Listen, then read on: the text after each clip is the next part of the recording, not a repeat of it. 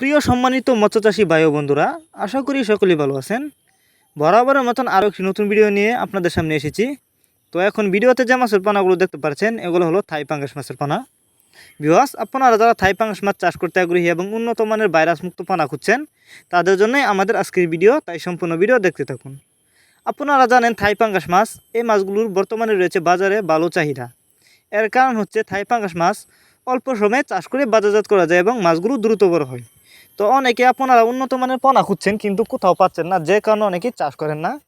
তারা চাইলে এই মাছগুলো আমাদের কাছ থেকে সংগ্রহ করে চাষ করতে পারবেন।